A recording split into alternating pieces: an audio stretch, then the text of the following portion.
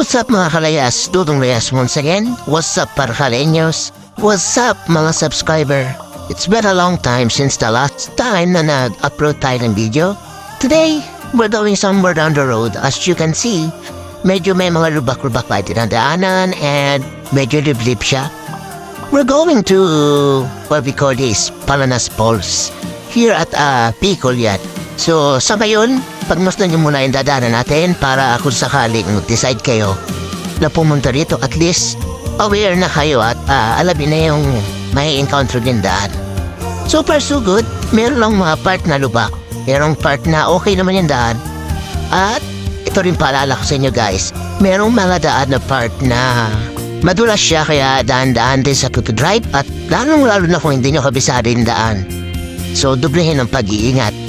Meron kasi na alam mo okay, tas biglang bubulusok. Tas pag bulusok nyo guys, merong madulas na daan. Then bukod doon, abante ng kunti, may lubak-lubak. Pero so far, so good naman.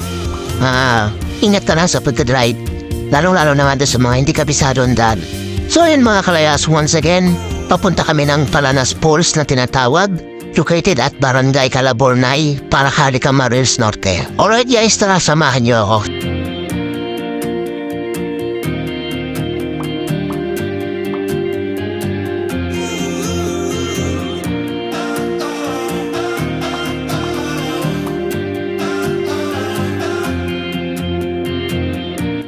So yun mga kalayas, palambing naman ako sa inyo. Pakisubscribe po na aking YouTube channel, Parkale TV Vlog Dudong Layas, or Dudong Layas Parkale TV Vlog. Yan po ang aking YouTube channel. And palambing na rin po sa aking Facebook page, Dudong Layas Parkale TV Vlog. Alright! Please tell me that I can't, that I won't, that I fail, that I'll never make it out, yeah. Please tell me all the bad, never good. Fill my head full of every single doubt, yeah. Please say any negative thoughts. I pop off when I hear people say I cannot. I get off to the thought of proving everyone wrong. I won't stop to the top, so you better back off and get lost. I'ma stay loud, stay proud, never running out, never heading south. I'll be spreading out, call it word of mouth. Can't put me down, I'll be getting loud. You can have it douse, not what I'm about. Have your cloud, if you I'm in love with you. I'm in love with you. I'm in love with you.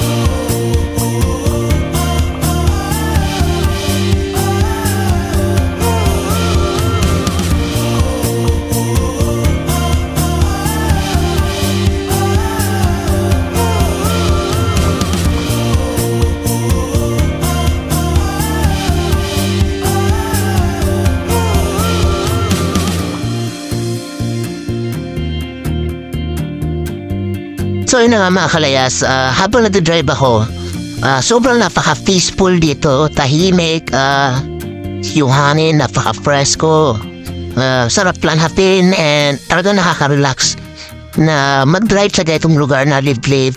And makikita mo lang greenish, mga puno, mga halaman, yung mga tanim na mga magsasaka, then may mga kasalubukan itong mga tao, napaka-cheerful.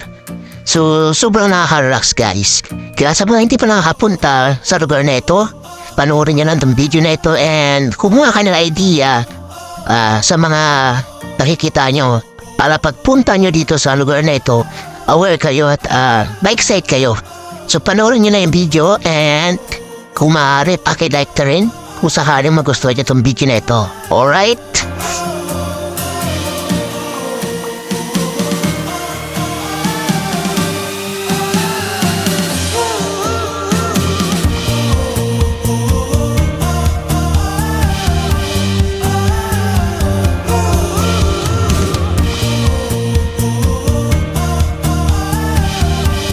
gusto ko rin malaman ninyo mga kalayas na mga tao dito mababait. And huwag kayong magalala, safe dito sa lugar na ito. Napaka-approachable na mga tao dito. And kung sakaling hindi nyo alam yung destination, magtanong lang kayo sa mga tao, ang babait nila. So ako na mismo nagsasabi sa inyo guys, safe sa lugar na ito.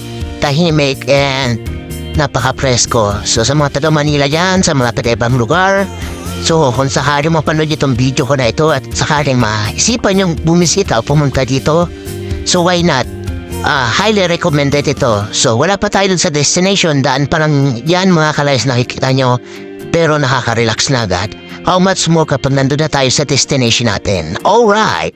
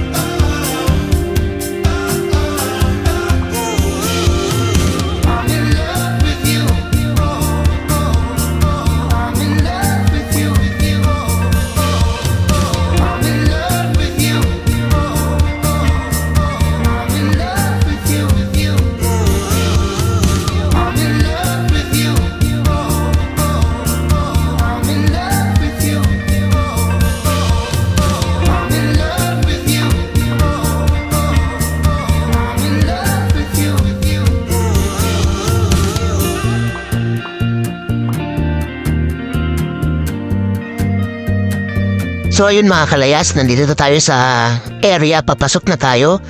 Going to our destination sa Palanas Falls. So sa part na ito, or sa lugar na ito, medyo malubak na yung daan, pero hunti lang naman yan. And hindi katulad dun dati. Dati kasi putek dito lupa talaga na yun sementado na. So swerte nyo. Pero pansin nyo guys, ito na yon, lalakarin natin yan. Then kung may service kayo, dahil ng motor, pwede niyong iwan dito sa may bandang ito. May bayad na 10 piso. Kung sasakyan naman, pwede rin. Merong mga space dito na pwede niyong iparada or ipark yung mga kotse nyo. Then, isang paalala na rin guys. Paalala po, kapag pupunta na kayo sa area, bumili na kayo dito sa lugar na ito ng kung anong mga dapat nyong bilhin, pagkain, inumin, at kung ano-ano pa na pwede nyo dalhin dun sa venue or dun sa pupunta natin. Dahil pagdating doon sa lugar na yon, wala dong tindahan or wala kayong mabibilhan doon. So, dito pa lang, bumili na kayo guys. Alright mga kalayas, simulan na natin ang paglalakad ng ating adventure going to the venue or sa ating pupuntahang falls. So, simula dito maglalakad na tayo. And dito nga pala guys, kapag umuulan, medyo basa yung daan, maputek, so ingat tanan din. Pero maganda dun guys sa pamapors kasi kapag umuulan, mas malinaw yung tubig, mas mataas, and mas may enjoy mo siya kapag umuulan. Pero kapag kasi guys pumunta kayo ng tag-init, mababa yung tubig. Pero makakaliko ka pa rin naman.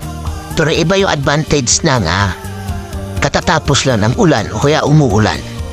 Usually, gusto kong pumunta sa lugar na ito kapag tapos na yung ulan. Kasi ang taas ng tubig. Meron kasing mga part dun sa falls or dun sa ilog na pupunta natin na kapag umuulan or after ng ulan, meron doon mga hidden na spot na kung saan pagkatapos lang ng ulan or kapag umuulan mo lang siya mapapansin o makikita. Pero pag tag-init, hindi mo siya mapapansin. Kaya gusto ko talaga pumunta sa lugar na ito kapag after ng rain or habang umuulan. So ayun guys, tara, lakad tayo. Estimated guys, sa paglalakad natin mula dun sa pinagparkingan namin ng motor, 15 minutes. Depende yan sa bilis ng paglalakad nyo kung mabother kayong mabilis. Pero yung sakto-sakto lang na paglalakad is 15 minutes. Pero kung mabilis kayo, 10 minutes, mararating nyo na yung destination, yung Palanas Falls. Alright, so samahan nyo ako guys, maglakad. Muli, shoutout sa aking kasama, si Ronald Castellar alias Piro and si Alan Muya, Persia. Ayan. Ito lang yung mga kasama ko ngayon.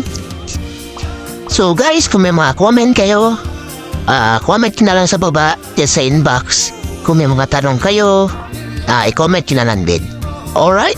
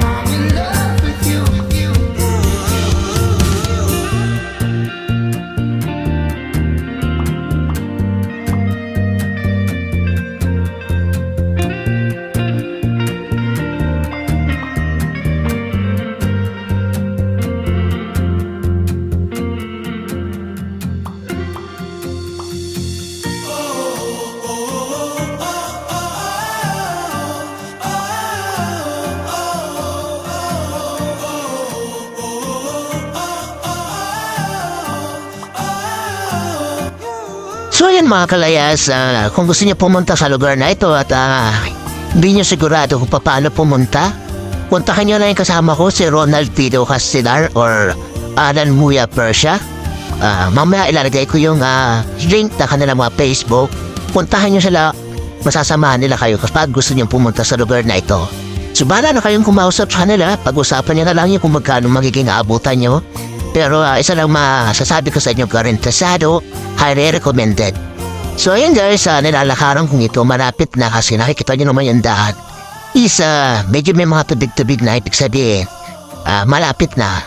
Dahil naririnig ko na rin guys yung agos ng tubig. So talagang malapit na tayo. Alright guys, pansinin yung batong yan. Nung bata pa ako, sabi sa akin, yan daw ang tawag ay buhay na bato. So habang tumatagal daw yan, lumalaki daw yan. So, kumuha ako ng isang picture yan. Then subukan gusto kong balikan after guro 5 years kung lalaki talaga. Alright, so ito na guys yung ating destination. Nakikita ko na yung kubo.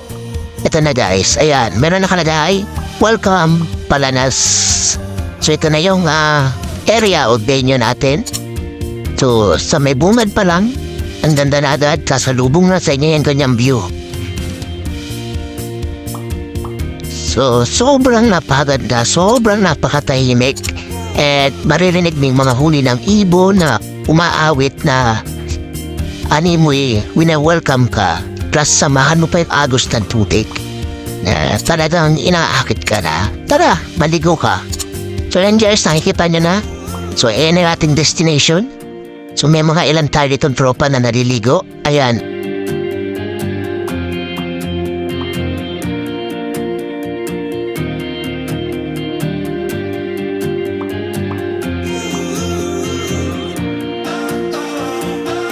Grabe na to guys. Grabe to mga kalayas. Sobrang ganda talaga kung nakikita niya yan. Sobrang linaw ng tubig. And from here, nararamdaman ko yung damig ng tubig. Dahil saan kapag naligo ako dyan, talagang marirelax ako. So ayan guys, tingnan niyong mabuti yung paligid niya. Napaka-natural nung lugar na ito. So kumbaga, hindi siya dinevelop na katulad ng ibang resort na nilagyan ng mga building ng kung ano-ano. Ito talagang natural lang talaga siya. Kumbaga, never been touched siya. Yan na nga yan talaga yan sumula pa noong na-discover ito. So ayan guys, sobrang linaw. Then ayan yung may mga katropahan natin, mga nagpipiknik sila, mga nagpapa-shoutout din yan guys. Hindi ko nakuha yung mga pangalan nila, pero shoutout sa inyo. Ayan, nagpa-picture sila sa atin. Then isingit daw natin dito sa ating vlog. So shoutout sa inyo mga guys, mga kalayas. So sana mapanood yung itong video na ito. So alright mga kalayas, as you can see, it's so very beautiful. Sobrang ganda. I'm so in love. So yan nga guys, testing na natin agad. Huwag na natin patagalin, maligo na tayo. And tara, panoorin nyo guys. And nga pala mga kalayas, kung narating nyo na itong part ng video na ito, kung narating na kayo sa point na ito, baka naman, paki-like And comment na rin kayo kung may gusto kayong sabihin, i-suggest o mga tanong. And pakishare na rin dun sa mga taga-Paracaleños natin na hindi pa nakakapunta dito na nasa sariling bayan nila yung yamang kalikasan na ganito ang dating talaga namang pang-tourist spot. So ayun mga kalayas, Paracaleños, kung hindi pa nakakapunta sa lugar na ito, so highly recommended pumunta na kayo dito.